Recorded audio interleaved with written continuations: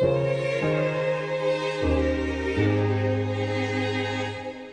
what's up guys? Welcome back once again. So दोस्तों आज की कहानी जो एक्सप्लेन करने जा रहे हैं उसका नाम है आइलैंड।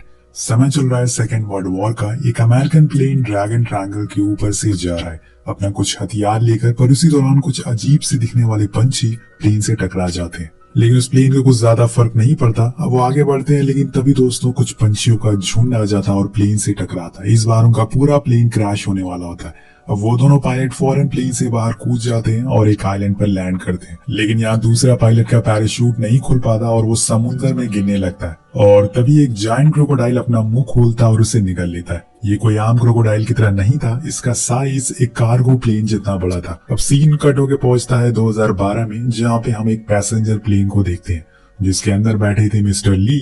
अपनी बेटी सुई को लेके बहुत परेशान थे क्योंकि उन्होंने उसे एक अनजान लड़की से बात करते हुए देख लिया था। वो सुई से पूछते हैं कि वो कौन था, पर वो कुछ भी जवाब नहीं देती, जिससे हमें पता चलता है कि इन दोनों के बीच कुछ ठीक नहीं चल रहा है। दूसरी तरफ प्लेन में एक कपल भी बैठे हैं जो जल्दी पेरेंट्स बनने वाले हैं।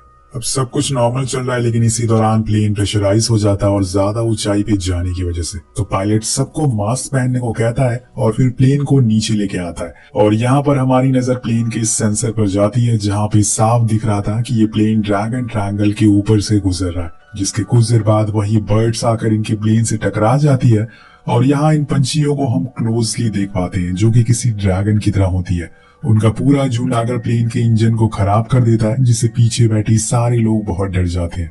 लेकिन पायलट अपने एक्सपीरियंस से जहाज को पानी में लैंड कराने में सफल हो जाता है। लेकिन इसी बीच उसके सामने एक चट्टान आती है, जिससे प्लेन टकरा जाता है और उसका सामने वाला हिस्सा ब्लास्ट हो जाता है। लेकिन कुछ गिने चुने लोग अभी भी जिंदा बचे हुए थे, जिसमें से मिस्टर ली, सुई और वो कपल, साथ में कुछ और लोग भी होते हैं। अब वो सभी के सभी उसी आइलैंड पर फंस चुके थे, तो अब यहाँ से उन्हें निकलने के लिए कुछ न कुछ करना पड़ेगा, वरना ये यहीं मारे जाएंगे। अगर प्लेन का हिस्सा इनके पास होता तो शायद ये उसके रेडियो से किसी को कांटेक्ट कर सकते थे, लेकिन वो तो गायब हो चुका है। अब सारे लोग अपना अपना फोन चेक करते हैं, लेकिन यहाँ कोई नेटवर्क नहीं आ रहा था, किसी को कुछ रास्ता नजर नहीं आ रहा था। तो यहाँ मिस्टर ली अपने साथ एक लड़की को लेकर जंगल के अंदर जाते हैं, क्योंकि अब इनके पास तो पीने का पानी भी नहीं बचा हुआ है। साइड में समुद्र है पर किसी काम का नहीं है। वो तीनों अंदर जाते हैं तो मिस्टर ली को कुछ बड़े से पैरों के निशान दिखते हैं, जो किसी आम जानवर के तो नहीं लग रहे थे। अब इसी दौरान मिस्टर ली उसी लड़के से बोलते हैं कि मेरी बेटी से दूर रहना। और इसी दौरान एक लड़के को झोपड़ी दिखती है, जो शायद यहाँ पे रहने वाले किसी आदमी की हो सकती है। लेकिन अंदर जाने पे उन्हें कुछ बॉक्सेस मिलते हैं, जिसके अंदर कुछ हथियार और गोलियां थी, जो शायद उसी सैनिक की हो सकती है जो वर्ल्ड वॉर 2 के टाइम पे यहाँ पे क्रैश हुआ था। अब वो लोग थोड़ा और अंदर जाते हैं और छानबीन करने पे उन्हें एक डायरी मिलती है, जिससे साफ पता चलता है उसने उस डायरी में सब कुछ लिखा था कि कैसे वो यहाँ आया और सरवाइव किया। वहीं दूसरी तरफ किनारे पर एक आदमी लोगों के पर्स से पैसे निकाल रहा था। इस बंदे को अभी भी पैसे चाहिए थे और तभी उसे कोई चीज पानी के अंदर खींच कर ले जाती है और किसी को आवाज तक नहीं आती। और अब पानी के अंदर ये उन पैसों से मछलियां खरीदेगा। इधर जो लोग जख्मी हो गए थे उन्हें एयर होस्टेस पानी पिला रही थी, लेकिन तभी एक आदमी आकर उसे ऐसा करने से मना करता है, क्योंकि पानी पहले से ही बहुत कम है और वो लोग तो मरने ही वाले हैं। पर उसी दौरान एक और आदमी आकर उसे ऐसा करने से रोकता है। वो कहता है कि वो जख्मी लोग इससे बच सकते हैं, लेकिन वो नहीं मानता और दोनों में लड़ाई हो जाती है, जिसे छुड़ाने के लिए एक तीसरा आदमी आता है। और वहीं दूर खड़ी सुई को हम देखते हैं, जो उसी प्रेग्नेंट लेडी से बात कर रही होती है, जिसे हमें पता चलता है कि वो अपनी माँ के फ्यूनरल से आ रही है, जिस वजह से उसकी और उसके डैड की कुछ बातचीत नहीं हो रही है। इधर वो लोग लड़ाई करते करते एक आदमी पानी में गिर जाता है, जिसे दूर से भागते हुए एक क्रोकोडाइल खा लेता है। और इस बार ऐसा होते हुए वहां मौजूद सारे लोग देख लेते हैं, जिसे वो अपना बचा कुचा सामान लेकर वहां से निकल पड़ते हैं। वहीं जंगल में उस डायरी में उस सैनिक ने एक जायंट क्रोकोडाइल के बारे में लिखा हुआ था, जिसे कि हमने पहले ही देख लिया था और उसी से बच के वो यहाँ सालों तक रहा था। अब ये सब जानकर मिस्टर ली फौरन अपने बचे हुए लोगों के पास जाते हैं, लेकिन वहां पहुंचने पर उन्हें वहां कोई नहीं मिलता। पर ताज्जुब करने वाली बात ये थी कि वहां पर एक भी लाशें भी नहीं थी। अब पूरा एरिया साफ हो चुका था। ये देखकर मिस्टर ली समझ जाते हैं कि ये किसका काम है। वहां वो लोग SOS का मार्क भी लगा देते हैं, ताकि कोई अगर उन्हें देखे तो मदद करने के लिए जरूर आए।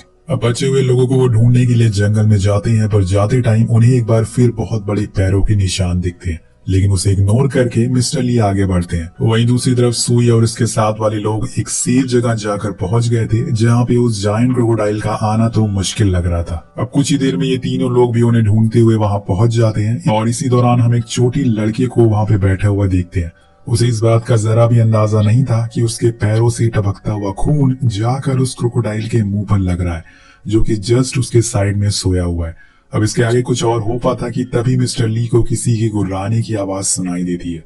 वो जब सबको शांत कराते हैं तो उन्हें पता चलता है कि वो क्रोकोडाइल तो वहीं पर ही है, जो कि अब खड़ा हो चुका था और उस बंदे के पास कोई भी ऑप्शन नहीं था। वो चुटकी बजाते ही उसे खा लेता है और सारे लोग ये देखकर भागना शुरू कर देते हैं, जिसके चक्कर में एक लड़की का पैर फिसल जाता है और वो भी उसका शिकार बन जाती है। और यहाँ मिस्टर ली की जान भी जाते जाते बचती है। वो क्रोकोडाइल उनके पीछे ही होता है कि तभी वो दूसरी साइड छलांग मार के खुद को बचा लेते हैं। सारे लोग भागकर जंगल के बीच में पहुंच जाते हैं, लेकिन अब यहाँ से जाएं कहाँ? इन्हें इस जगह के बारे में जरा भी आइडिया नहीं था। अगर इन्होंने बाहर निकलने की सोचा भी तो उन्हें वो खा जाएगा। तो सुई कहती है कि हमें दोबारा से क्रैश वाले प्लेन की जगह पर जाना चाहिए, क्या पता वहां पे कोई हमें देख ले। लेकिन मिस्टर ली कहते हैं कि नहीं, हमें उसे झोपड़ी के पास चलना चाहिए, वो जगह सेफ होगी, तभी वो पायलट इतने सालों तक जिंदा रह पाए। वहां पे तो सारे लोग वहीं चले जाते हैं जहाँ पे सुई को कुछ गोलियां और ग्रेनेड भी मिलते हैं। तो मिस्टर ली कहते हैं कि मुझे चोट लग चुकी है, जिसे वो बारूद से ठीक करते हैं, उसे जला के, जो देखे काफी अजीब लग रहा था और उन्हें काफी तकलीफ भी होती है। अब सारे लोग डिसाइड करते हैं कि आज की रात वो लोग यहीं गुजारेंगे। मिस्टर ली उस जगह के आसपास टीन के डिब्बे रख देते हैं, जिससे अगर कोई जानवर अंदर आए तो उन्हें पता चल सके। अब सभी लोग खाना खाते हैं जो उस क्रैश में बचा हुआ था। उसी दौरान सुई स्मोक करती है और ये बात उसके डैड को भी पता चल जाती है, जिस वजह से उन दोनों के बीच में फिर से बहस होना शुरू हो जाती है, जिससे वो उठकर वहां से चली जाती है। वेल, मिस्टर ली के साथ वाला आदमी कहता है कि अब थोड़ी देर के लिए सो जाओ, मैं आज का पहरा देता हूँ। वो चारों तरफ घूमने लगता है कि तभी ऊपर से एक कंकाल गिरता है, जो कि उसी पायलट का था जो यहाँ रहने आया था। उसे देखकर ये साफ पता चल रहा था कि इसे उस क्रोकोडाइल ने तो नहीं मारा है, लेकिन उसके हाथ पैर बंधे हुए थे और इसके बारे में उसने अपनी डायरी में कुछ भी नहीं लिखा था, जिससे दोनों सोच में पड़ जाते हैं कि आखिर इसकी मौत कैसे हुई। अब सीन शिफ्ट होता है और अगला दिन आता है जहाँ पे मिस्टर ली सबके लिए कुछ खाना ढूंढने के लिए निकल जाते हैं। वहीं उस कैंप में एक कपल बाहर आते हैं, जिसमें लड़की के पैरों में कुछ लिक्विड लग जाता है। वो उसे छुड़ाने के चक्कर में एक पेड़ से टकरा जाती है, जहाँ पे वो लिक्विड उसकी पूरी बॉडी से चिपक जाता है, जिसे छुड़ाने के लिए वो दोनों नदी के पास जाते हैं। उनके जाने के बाद हम देखते हैं कि वो लिक्विड असल में किसी बड़ी सी चीज से निकल रहा था। इधर अब कैंप में सो रहे लोग उठ जाते हैं और तभी हम देखते हैं कि उनके ऊपर स्पाइडर की पूरी फैमिली सो रही थी। लेकिन ये कोई आम स्पाइडर नहीं थे, इनका साइज भी उसी जायंट की तरह होता है, बहुत ही बड़ा। अब सारे लोग फौरन उठकर बाहर आने लगते हैं और उसे भी उठाते हैं जो पहरा दे रहा था। पर यहाँ सुई को अपने डैड की फिक्र हो रही थी, लेकिन पहले इन्हें इन स्पाइडर से बचना होगा। अब इन लोगों के पास यहाँ से भागने के अलावा कोई और ऑप्शन नहीं है। सभी भागने लगते हैं और इसी में एक आदमी गलती से जाकर वो स्पाइडर के पैर से टकरा जाता है, जिसे फिर होना क्या था, वो तो खुद मारा जाता है पर अपने साथ साथ इनको भी फंसा देता है, जिससे कि सारे स्पाइडर जाग जाते हैं और प्रेग्नेंट कपल को एक स्पाइडर पकड़ भी लेता है। लेकिन तभी उनका एक साथी आकर उसे ध्यान भटकाता है। अब ये मुसीबत खत्म नहीं होती कि कुछ देर बाद वहाँ बहुत सारे स्पाइडर आ जाते हैं, जिसे देख के वो लोग चीखने लगते हैं और मिस्टर ली उनकी आवाज सुन लेते हैं। वो फौरन उसी कैंप के पास जाते हैं और सभी स्पाइडर का ध्यान खुद की तरफ करते हैं, जिसका फायदा उठा के वो सभी लोग भाग जाते हैं और उनकी जान बच जाती है। और इसी दौरान मिस्टर ली के पास वो पहरेदार करने वाला लड़का आता है और उनसे यहाँ निकलने को कहता है। लेकिन तभी एक स्पाइडर अपना डंक उस लड़के में घुसा देता है, जिससे उसकी वही मौत हो जाती है। लेकिन मिस्टर ली जैसे तैसे करके उसे लड़ने का ट्राई करते हैं, लेकिन वो बहुत ही बड़े होते हैं, जिस वजह से उनसे लड़ पाना बहुत ही मुश्किल हो रहा था। तभी उन्हें उस नीड के बारे में याद आता है और वो उसे फोड़ देते हैं, जिससे कि उनकी जान बच जाती है। वहीं दूसरी तरफ हम सुई और उसके साथ वाले लोगों को देखते हैं जो एक नहर पार कर रहे होते हैं कि तभी एक क्रोकोडाइल आ जाता है जो एक लड़के पर हमला करने ही वाला होता है कि तभी वहां मिस्टर ली आकर उसे बचा लेते हैं। सीन कट होता और हम उसी कपल को देखते हैं जो नदी के पास गए थे। अब वो दोनों पानी में खुद को साफ कर ही रहे होते हैं कि तभी वहां पर क्रोकोडाइल आ जाता है और उस लड़की को पकड़ लेता है, जिससे वो हमेशा के लिए साफ हो जाती है। पर उसे बचाने के बजाय वो लड़का वहां से भाग जाता है। अब इतना सब कुछ होने के बाद सुई को समझ आ जाता है कि उसके डैड बहुत ही अच्छे इंसान है, वो उसकी फिक्र करते हैं, इसलिए वो उन्हें गले से लगा लेती है और हमेशा साथ रहने का वादा करती है। अब वो लोग फिर से आगे बढ़ना शुरू करते हैं क्योंकि अब उन्हें उस कैंप में नहीं रहना है, क्योंकि वहां रहना खतरे से खाली नहीं है। तो वो लोग जंगल की और अंदर जाने का डिसाइड करते हैं, जहां उन्हें वो क्रैश प्लेन मिल जाता है जो कहानी की शुरुआत में पायलट उड़ा रहे थे। उस प्लेन को देखकर मिस्टर ली समझ जाते हैं कि ये न्यूक्लियर हथियारों को एक जगह से दूसरी जगह ले जाने का काम आता है। मे बी न्यूक्लियर रेडिएशन की वजह से यहाँ पे सारे जानवर इतने बड़े हो गए हैं।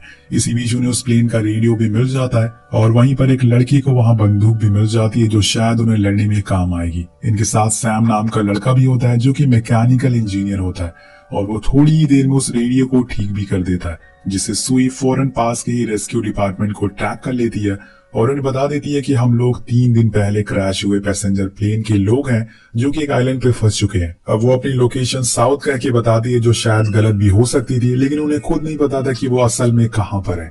अब वो लोग बाहर निकलने का रास्ता ढूंढने लगते हैं और उसी दौरान उन्हें वो लड़का भी मिल जाता है जिसकी गर्लफ्रेंड को क्रोकोडाइल ने खा लिया था। तो वो लोग उसे पूछते हैं कि तुम्हारी साथ वाली लड़की कहाँ गई। वो बताता है कि वो मारी जा चुकी है। अब वो लोग फिर से आगे बढ़ना चालू करते हैं और सामने एक नदी मिलती है जिसे तैरकर उन्हें उस पार जाना होगा, पर उनके साथ एक प्रेग्नेंट लेडी भी होती है, जिस वजह से मिस्टर ली एक राफ्ट बनाते हैं और उस पर एक रस्सी बांधकर खुद पानी में तैरकर पार करते हैं और फिर बाद में सबको आने को कहते हैं। धीरे धीरे करके सारे लोग इस पार आने लगते हैं, पर इसी बीच वो क्रोकोडाइल वहां आ जाता है, जिसे डर के सारे लोग भागने लगते हैं। लेकिन इसमें प्रेग्नेंट लेडी का हस्बैंड फंस जाता है और वो भी मारा जाता है। अपने हस्बैंड को खुद के सामने मरता हुआ देखकर वो रोने लगती है, लेकिन तभी वो जायंट एक बार फिर उनके पीछे पड़ जाता है।